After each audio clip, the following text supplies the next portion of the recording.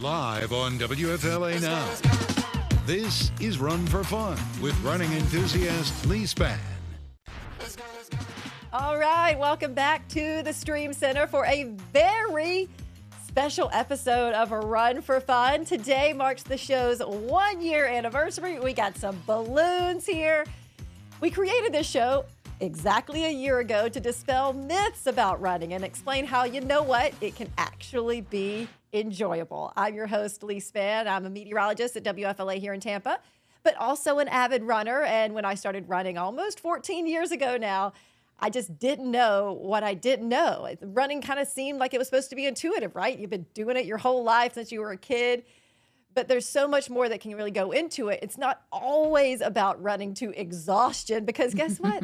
That ain't fun, and running is indeed fun. And of course, the person who taught me everything I need to know about this is my coach, Coach Maria. She's also been with me for every one of these episodes as well for these shows. And happy 1-year anniversary, Coach. Happy anniversary, Leigh. I was saying it today. Like, can you believe that there were 50 topics? Because, 52 weeks in a year, about 50 topics on running for fun. I was like, and I got 50 more coming. Yeah, no kidding. We could talk about it all day long. All day long. And we do. Even before the podcast, after the podcast, days on end, we talk about running. When's the only time you don't talk about running?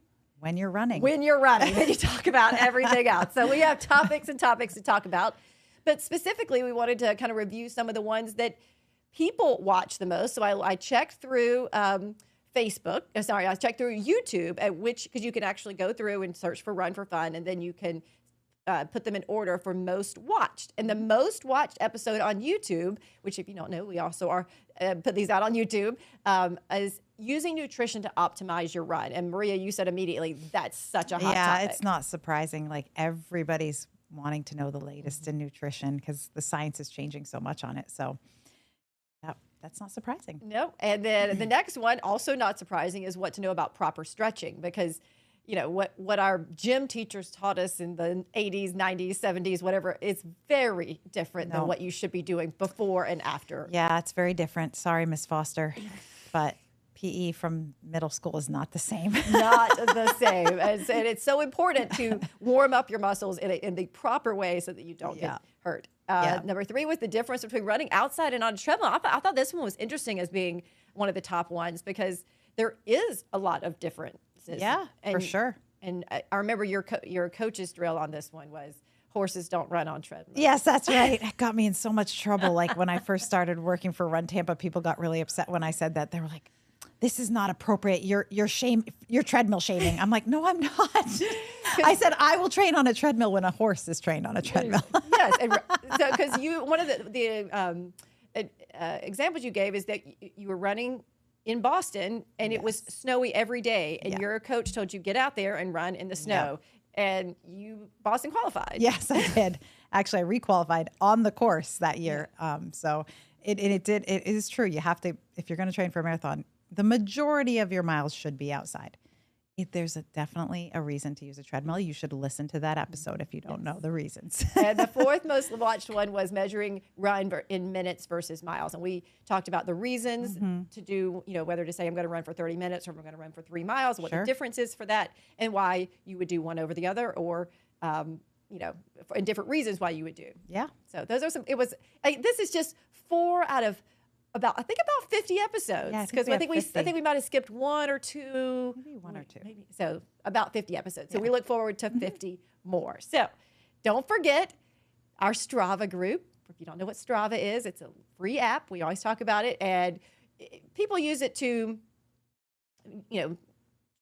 track themselves. But we're using it as a social media. So you can go on Strava, download it on your phone, and then go to the clubs and the groups, and that's where you'll find the WFLA Run for Fun group with 245 members. So exciting. And Maria's doing something really amazing with our Strava group members is we're getting ready for the BDR Safety Harbor. It's a 5 and 10K, but you're specifically training us for the 10K. Yes, and this is 10K. in January 20th. It's 3 days a week of running. It's manageable. We will do 4 in the coming weeks, but we're not going to go more than 4 miles. 4 days a week. And so it's doable for everybody. So get on there and and follow along. And so, because you'll see that she doesn't say, okay, you have to run this speed. It's all about, it's based on effort. So everyone's effort is different. Everybody's speed is different, but their effort is the same. And you can also go back and look at the old posts if you want to catch up. So you know, the only thing I would say to catch up on is the time trial, because I did do a time trial. Do the time trial, and then you can just move ahead. Right. Well, we look forward to seeing you on January 20th in Safety Harbor for the BDR 5 or 10K. We're specifically training you for the 10K. We'll all be out there. Yes. And speaking of Strava, I asked yesterday about today's episode because I think, well, you know, with anniversaries, people do the same thing. You know, each year you. Are you going to bring me balloons every year? Because Leigh brought me balloons today. It might get more balloons. You might get more balloons for every year that we do this podcast together. So I asked excited. Our Strava group guys, I said, okay, I might give you a shout out if you tell me what some of your superstitions are, because that's what we're talking about today is the superstitions that you do every year, every race, every run. And so Joe Rosenberger had one I think that Maria will like. Because he says he takes time for visualization before the race. He sees himself in his mind running the entire race course smoothly and effortlessly. I love that. So yes, I love that. That's very intelligent. A little mental superstition. Yeah. And our buddy Tracy says she's not superstitious, but she is a little stitious. So, I kind of love that because I'm super superstitious. So she says that flat, Tracy, and if you don't know, that's where the night before your race, you lay out everything to make sure everything is there. Your shoes, your socks, your nutrition, your hat, everything. You put it out on a bed, kind of shape it like a person. You take a picture of it. That's flat, Tracy. She uses the same 2 bracelets every race, and she summons her beloved Gramps. Dal, who we know is a huge dog lover, says that he must find a friendly dog or 2 or 3 to pet before a race because it calms his nerves. Joe Pastillo gives 1 cheers here every time before a race. The night before, he has 1 cranberry and vodka with dinner. Not a bad idea. Not a bad idea to have 1 drink. And then Jesse Adair says he eats 2 waffles for dinner before a race. And he does the exact same stretches in the exact same order before a race. And if he messes up the order, he says he does them again. I mean, can't mess up the order. Can't mess up the order. So now we're going to bring in Rachel Bozick. Now, she just ran the New York City Marathon, and she has a couple of superstitions of her own. Why don't you tell us a little bit about how you got into running, why you love it, and then maybe talk a little bit about some of your superstitions. Sure. Thank you. So I'm so excited to be here today. But I started running back in college. I was a competitive swimmer my entire life, moved to New Orleans and stopped swimming and found myself with all this extra energy trying to figure out what the heck I wanted to do. My friend from back home had a great idea that we would train for our first half marathon together so we could stay in contact and have an excuse to talk to each other each week. And I told her that was the craziest thing I've ever heard. Who wants to go out running 13 miles? But here we are, fast forward almost 15 years later, and now I've run over 50 half marathons and just ran my 14th marathon. So I have been bit by the running bug and absolutely love it. But and she's very talented at it too. And Rachel, you and I did a lot of training runs together as we got ready for our marathons this fall, and we you talk about basically anything but running in those many hours that you're together on a training run. Absolutely. I mean, I feel like you circle around everything but running. How's life? How's sleep? What are you eating? How's your love life? Everything but running. Yeah. My other thing that I find funny is that sometimes we go out and back, and then a new person comes in, then maybe they don't have as many miles, and then we get to tell all those stories again. You're like, oh, you missed them. And then everyone else is like, yeah, just tell it again. We got nothing but hours out here. Just tell that story again. That's so true. Exactly. So I was glad I got to be with you a lot over the last couple of weeks. And now you had a great race. You're recovering now. And then we were also out at the turkey trot together. So Yes. very fun. And so Rachel also coaches for me too. Yes. She does a lot of like substitute coaching. So that's with On Track. That's So if anyone now, Maria is offering her services for free for this one Strava thing. But if that is something that you're interested in, both of them offer coaching. Yes, for you. true. Absolutely. And we want to talk about your superstitions, Rachel, because you had one that was that you certainly used in the New York City Marathon. So, since I've been a competitive athlete my whole life, and shout out to my dad because I definitely inherited his superstitions, but I have always had some interesting habits or things I have to do before every race. And probably the go-to one that if you've ever done a race with me, you know it, and that is I always have my lucky braid in my hair, and I also have my lucky Rice Krispie treat. So I have a weird thing during a training cycle where I refuse to cut my hair. I don't know where that stems from, but I just feel like you just have to, once you know what's working over those 12 to 16 weeks, you just got to stick with it, and that includes your hair. So as you see here, those are my lucky braids I had for the New York City Marathon. And now that the race is over, I have a haircut on the calendar, and we are ready to go to trim this up. So do you do the braid yourself? Or does someone do it for you? Yes, I've done both. It kind of depends where we are. Sometimes it's fun, if you're traveling with friends that you'll do each other's hair the night before. It's also a good way to kind of ease those nerves and do something to distract you and just settle down and realize this is all about having fun over the weekend. And then in this one in New York, I thought, hey, I'm in New York, so I'm going to go get my hair done. So I had someone actually do the braids for me. Oh, nice. So they did. Do you do it the day before always? Or, I do. and you sleep on it and it stays that pretty? Yeah. Wow. And then she ran 26 miles and it was still pretty. I mean, look at the Wow, end that's there. amazing. Yeah. So when did this start? Oh my gosh, probably, honestly, it probably started even in my swimming days. I was going to ask you that if you had these back in your competitive swimming. Absolutely. And same thing. I mean, even when I was playing volleyball, basketball, football, same kind of thing that you go through that routine. I'm the type of person I put the sock on the left foot, then the right, tie the left shoe, then the right. Oh yeah, down to a routine. And that was a big thing, like, because some people do left sock, left shoe, and then right sock, right shoe. And or do you go back and forth? And I think that I'm different if I'm using my compression socks because it's so hard to get them on that I'm just like go ahead and put that shoe on that same foot. But in other ways, I don't know. I don't pay attention to any of that stuff. That's crazy. My old coach, she always wore a new pair of socks every race. She had to have a new pair of socks. Isn't that like the antithesis of what you're supposed to do? Yeah, Right. but I think if you wear the same kind of yeah. socks, she just likes them. They fit the most perfectly when they're brand new. So she would always get a new one. She also had this weird thing about crinkling her bib. She didn't like the noise it made on her shirt. So she would crinkle her bib. Like soften it up a little bit. Soften it up. And she started like before every race, it has to be crinkled. So her bib was always like, looked a mess. I'm like, okay, cool. That's your superstition. It's on you. And then your Rice Krispie treat. Yes. So why is it a lucky Rice Krispie treat? So I started this one. So my first marathon was the Disney Marathon. And so the night before, went down to downtown Disney, went to the candy shop, got a Rice Krispie treat to carb up on, and I had a really successful race. So I just started doing this year after year. And here we are running New York, and it was my 14th marathon. So I have gone to Disney 14 times to get these Rice Krispie treats. So it's not just any Rice Krispie. It is that's dedication, specifically Rachel. From Disney. Yes. I had to black out one of the words that was on that. So who did the writing on the wrapper? Yes. So shout out to my friend Casey. She has been extremely helpful to make sure I get Rice Krispie treats every year for the race. Most of the time, I'm like a week out and I forget. I have to somehow get myself to Orlando.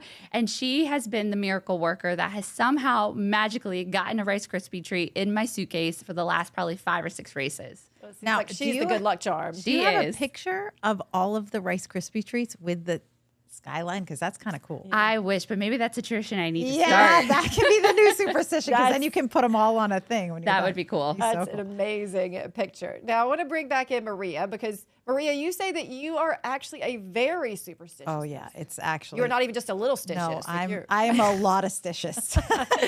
And actually, it's so funny. It's not usually around my running though. Like Okay. I think my dad's very superstitious. I got it from my dad too. But like I have this thing about like all of the regular superstitions, like a black cat crossing my path really stresses me out. And like to the point where my husband will be like, I saw some white on the pole. Yeah. Like he will straight up lie to me about it.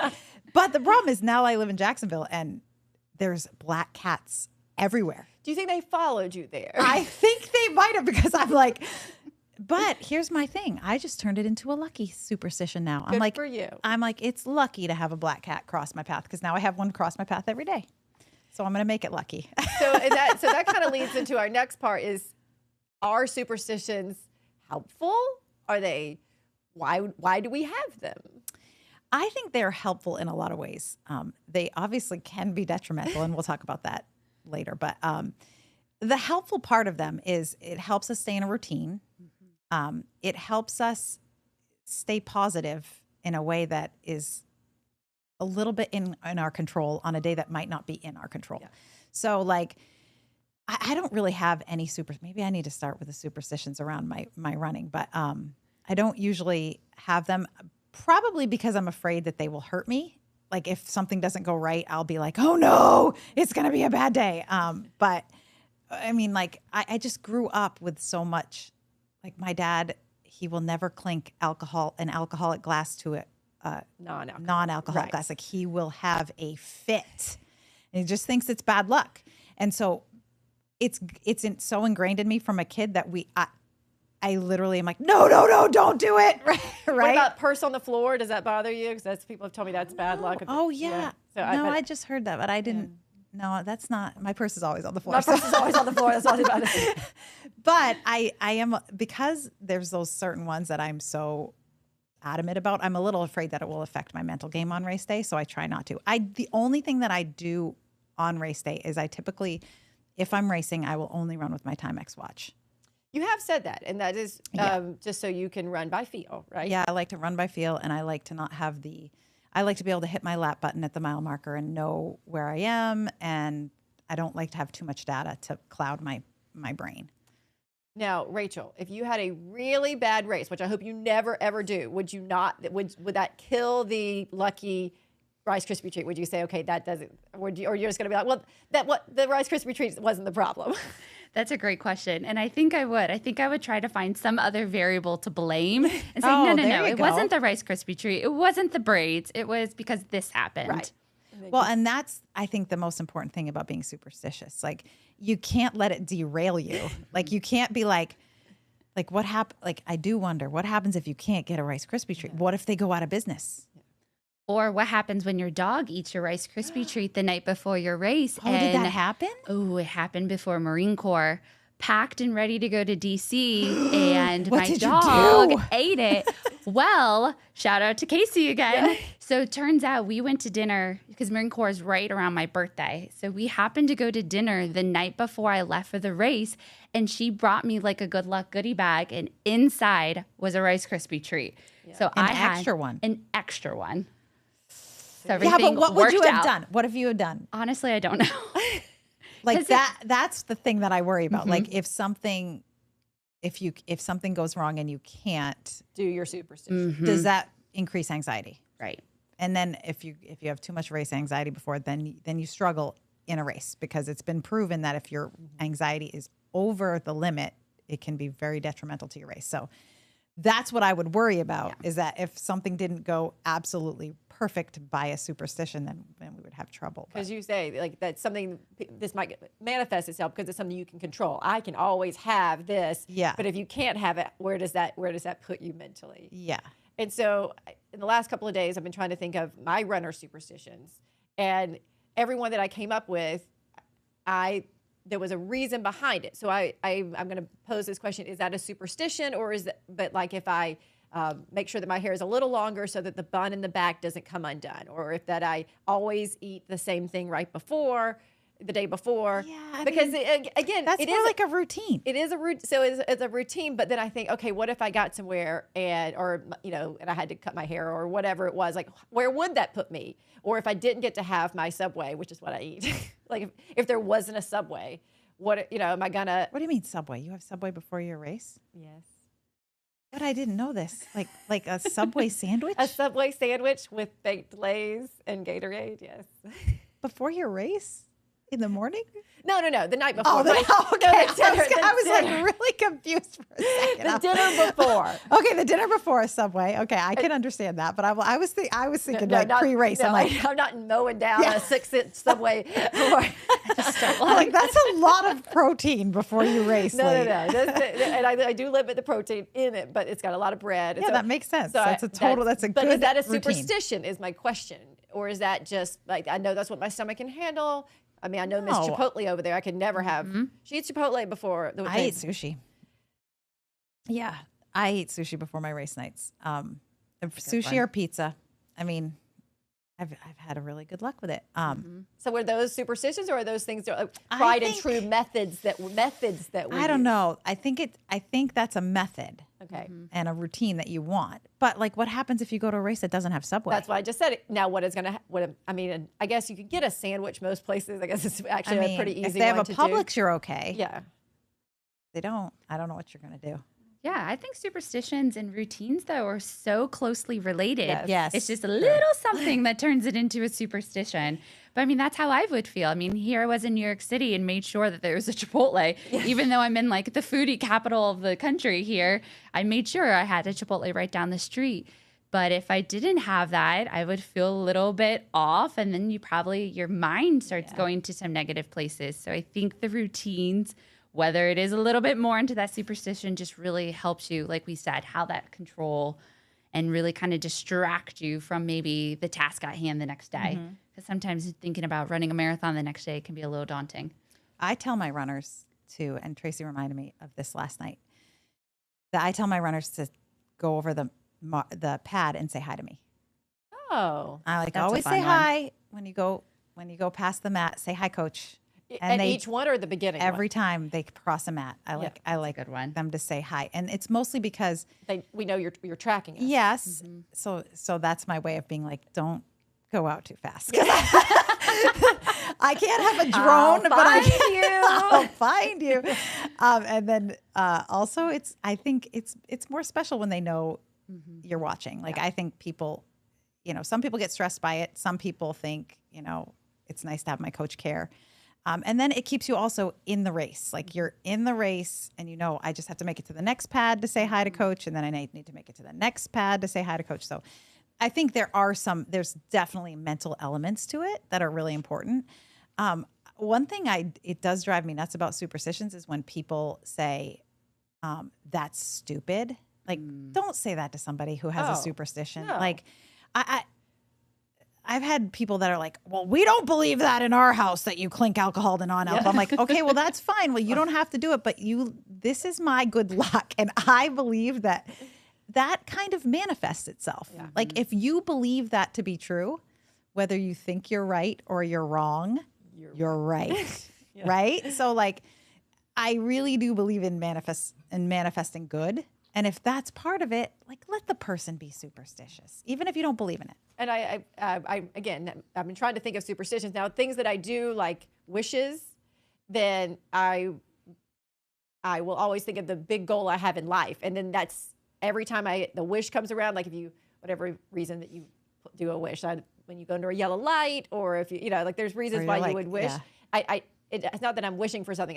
I'm reminding myself of that goal. Like this is coming up in 3 years, or this is coming up in 2 years. Like, so it's just a reminder all the time that there's a big goal coming down. That's great. You made me think of my kids have this superstition that they're supposed to hold their breath when they go by a graveyard. That's like really bad luck if you don't hold your breath.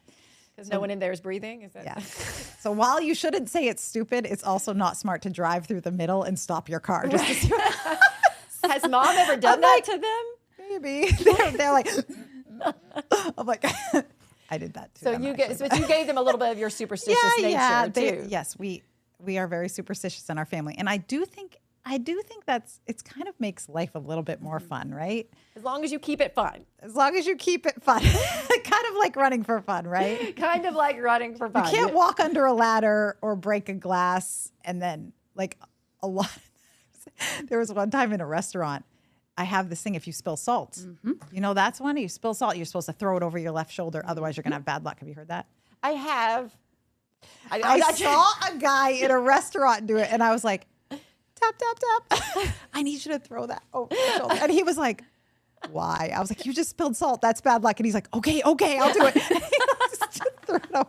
It was so funny. And then my kids were like, I can't believe you did that, Mama. I'm like, well, listen, like, I just saved him. You never know what was coming down the pike for him. And now good karma is going to be coming your way. I saved him from my own superstition. So is there any time that you would tell either one of your clients, like, don't do that? Don't have that particular superstition, or? Well, I think it depends on the personality of the client. I do worry a lot about anxiety and overthinking because it does really affect race results, and a lot more than people are willing to admit that it does. And you were actually right before this, we went live. We were talking about the cortisol level. So if Yes. that, so we want to talk a little bit about what that means before you even run a race. Yeah. So when you're anxious about a race and you say you're anxious, your cortisol level, your brain automatically goes into fight or flight. So it starts pumping cortisol. And so your body is trying to regulate that cortisol. And so if we want a little bit of a cortisol because that gives you a little boost, but if you go over that limit, it wears your body out and you cannot run as fast. So I was talking about Brené Brown's book, Atlas of the Heart, which I love that book. Everybody should read it. But she talks about when you're anxious, you should actually say, I'm excited. Because when you say I'm excited, your brain doesn't release cortisol. The excited emotion and the anxious emotion are the same emotion, but your brain doesn't recognize it. So we did it at the turkey trot. Abby was trying to hit a PR and she was like really nervous. And I go, just say you're excited. And I asked her at mile 2, I'm like, how you doing? How you doing? She's like, I'm so excited. I was like, I'm not sure you really believed that, but that's okay. But she manifested it. She did have a really good race. Same thing that is the key, like when you smile. Like when I tell you to smile in a race, even though it hurts, you're tricking your brain into not releasing that cortisol. So if you're going to let your cortisol get you anxious, like then we can't do that. We have to be able to limit that. So there are certain personalities that can handle it and certain personalities that can't. Would you ever add another superstition to, like if you did something randomly before an amazing race, would then that be like, okay, that's now part of my routine? I think so. And I think maybe that's where we go back to that routine where it's like, okay, this really worked for you. Let's make sure we do it again. Yeah, totally. So what do you eat at Chipotle? I think that Mexican food, I'm just like, wow, that's a lot on my stomach. So is it just a lot of rice? Are you putting some of that? I do rice, a mixture of both beans. So I got pinto and black beans, a little bit of cheese, and then a tortilla on the side. That's really the key, is the tortilla. And then you put it. Yeah, but I feel like the beans would make me. Yeah, it's just like that little bit of protein, though, to kind of get you through. Yeah. So you don't put any of the actual proteins. Like you don't put any of the meats. Sometimes I put chicken as well, but it kind of just depends on how I'm feeling or what I've had earlier in the day. You don't do like the green peppers and onions. No. Or like none of that. Or the tomatoes or like the, No. Oh, tomato, nothing, yes. I feel like beans would make me. Beans would be like, it gives her a little boost as she's little running. extra fiber. Exactly. A little firepower. Have you a client that has had the craziest superstition? Do you have one that you've been? Is that me? You don't I think have to actually say, Rachel might be my client with the most crazy superstitions. I don't have like it's funny. A lot of my clients do the flat person. Person. But I take a picture of it. But I've never done it in my life. Really? Not one time. I think that I do it again. The method is let me see everything before I go to sleep. That everything I need to for tomorrow. It makes sense. It totally makes sense. But then you've never laid it out like a flat person on the bed. Because I'm a psychopath, and I'm like, if everybody's doing it, I'm not doing it. Yeah. That's when I'm like, I'm not doing what everybody does. That's not my thing. Even though I still do you lay everything out though? I mean, do you No. see it now? No? Nope, I don't. I am like, I almost missed a race one time because I like forgot my wetsuit and had to like run back and get my wetsuit. I'm that person, like the one that's like kind of like a little too laid back. My cortisol level just went up hearing that. Like hearing that you forgot I was running through the wetsuit. city like trying to catch a bus with my wetsuit in my hand. I'm like, people must think I'm crazy right now. But like, I really probably should do. But I'm learning about myself. Maybe that should be one of my superstitions. I should have a flat person so this doesn't happen. There right? you go. I'm the person that has a checklist for the checklist to make sure That is not me. have everything. Since I was a child, my parents used to be. I would when I go getting packed for camp or whatever, I would write everything I'm going to put into my suitcase, and then would get a check mark for every time when it went into the suitcase, and then I would take it with me so that at the end of camp, I would check it all off again to make sure that it all got home. My parents were like, "Where did you come from? What?" Wow. I mean, Abby's like that, and the rest of us are not. Yeah. So I feel a little bit bad because I'm always like, Abby, like you might want to adjust because we are just laid back. I think like she's happy to live on her own now because she's like, I can do all this crazy stuff and be. But like Petra and I, when we race, when I go and do a race with Petra, like Petra likes to get up really early. And I'm like, I've done so much sleep research that I'm like, I'm going to sleep till the last possible second. But again, that would stress me out. Yeah, I know. So you do have to. So there's a delicate balance of that, right? Like, yes, you need to sleep, but if it's going to add that cortisol, True. because if it doesn't add cortisol to you, then yeah, I sleep until the last possible minute and then I get out of bed. I was. Beth Rousseau has been on our show a couple of times. She was working today next to me, and she was asking me about my superstitions, and I was saying the same thing, that I had methods, not necessarily superstitions. I was like, I guess maybe a superstition is that me and my husband get in a fight before every race, because now it is like hilarious because he wants to get there as the race is starting, and I want to get there 3 hours before the race starts. David and I can race together is what I just learned. he's like, Leigh, how much standing around time? Yeah, I can't stand the standing around time. I need it. So we've settled. We've worked on it. So now it's just a funny thing. Like, okay, we're going to go stand around. He has given most of it. He has given up. He's taken to standing around. But I have also don't stress him out about it. I say, this is what time I need to leave, and he just okay. He doesn't need to know how long of a standing around time that is. He just knows when we have to leave. So we don't fight anymore, but it is a constant giggle about like, okay, we're here 30 minutes before anyone else. Is that what you wanted? And I'm like, yeah, that's exactly what I wanted. Well, I do have a superstition that you should probably, I don't know if we should talk about this on TV, but having sex before a race actually improves your testosterone. Oh. And then you can actually run a little bit faster. So if you want to add that to your routine and sleep a little longer, add it to your routine and maybe skip the fight, maybe you can run faster. I feel like there would probably be less fighting.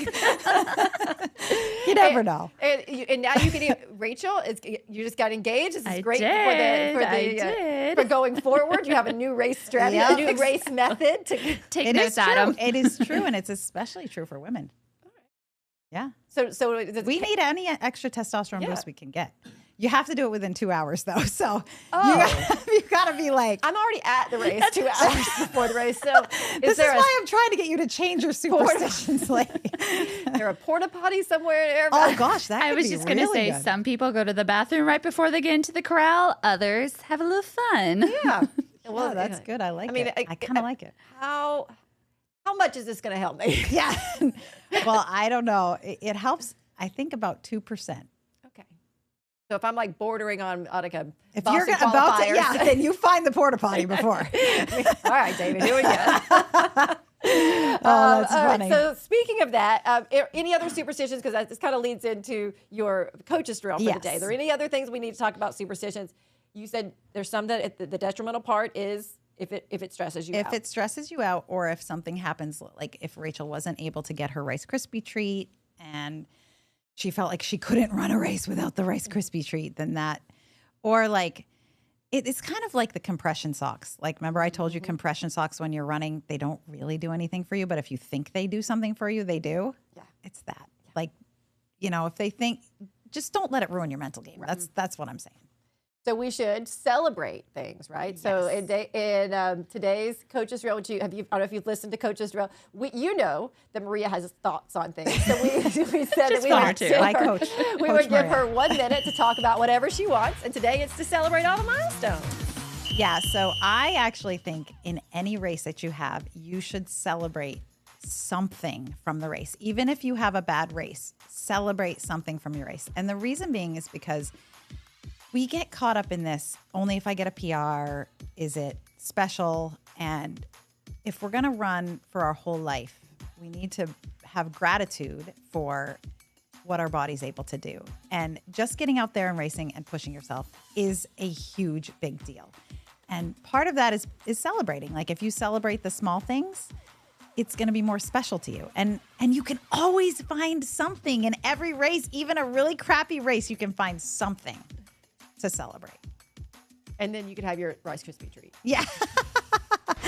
and depending on that, you can change your superstitions if you need to. Right. Yes. You definitely should celebrate even the tough races, because it's just, It's probably like I don't have a lot of regrets.